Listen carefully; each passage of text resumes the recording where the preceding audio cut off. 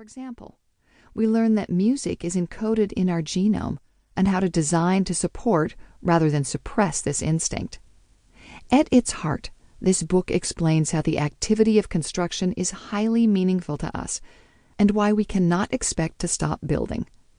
Coady demonstrates what we must do to avoid overbuilding and overwhelming our planet if we are to thrive in this current millennium. Each of the 12 principles of conscious construction is framed as a lyrical meme seed intended for sharing, discussion, and remembering. Governments should implement these strategies, and they should be taught in architecture and engineering schools. Rebuilding Earth defines a bold new paradigm and inspires us to take meaningful action before it's too late. I hope you'll read it with enthusiasm and become as inspired and optimistic about our future as I am. Christiana Figueres, former Executive Secretary of UN Climate Change Convention, founding partner of Global Optimism and co-author of The Future We Choose. Introduction. This is a call to action. I am an architect, a part of the construction industry whose job it is to design, engineer, and build, something we do well, a little too well as it turns out. We are responsible for all of the plazas, parking lots, roads, pipelines, bridges, tunnels, dams, piers, railways, airports, factories, hospitals, power plants, you name it. Not just the buildings we live and work in, all of the construction on Earth. Consequently, my industry is also responsible for much of the harm, inadvertent or otherwise, that we humans have done to our own planet. The intention of this book is to put some of that right, while there's still time. Within it, you'll find the 12 principles of conscious construction, a lifetime's distillation of reflecting on and trying to solve these self-created problems arising out of our drive to build. Collectively, they form a blueprint for a better future for all of us.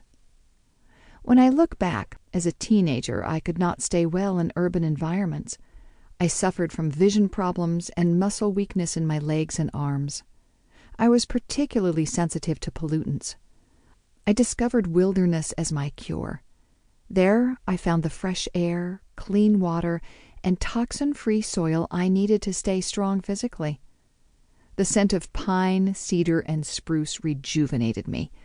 The salts and wave power of the oceans revitalized me, and still do.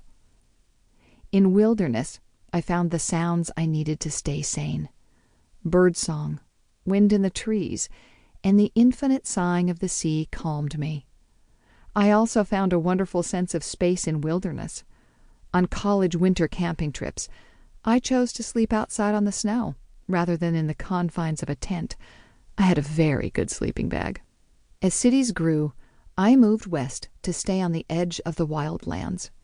But now roads and buildings grow over almost every wild space.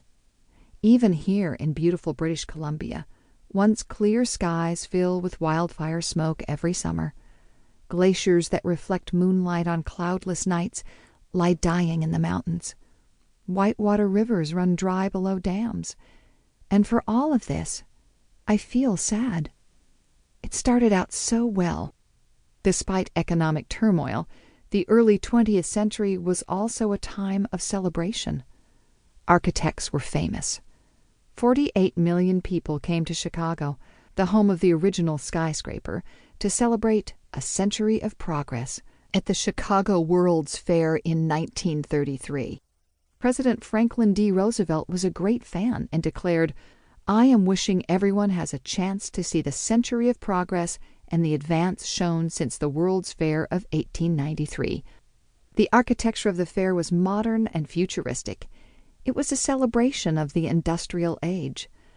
The Industrial Revolution began in the 18th century when agricultural workers started moving from the farm to the factory.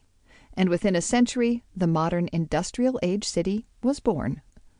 The industrial age replaced hand tools with power-driven machines, freeing us to make whatever we imagined.